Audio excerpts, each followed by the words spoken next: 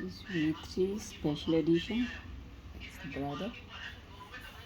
It's the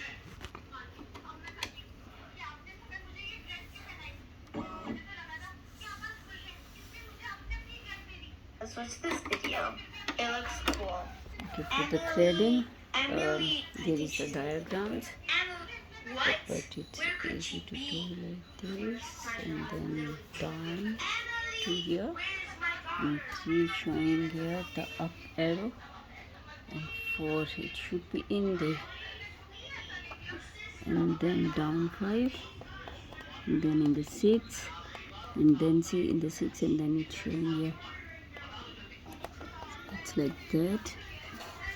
And then in this machine only you have to press button and it will this button, and then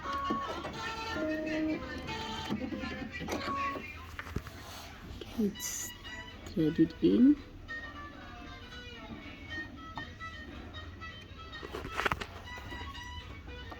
and then showing it like this now. Put here,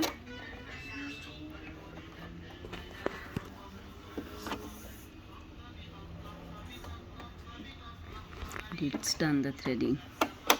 Now it's ready for embroidery.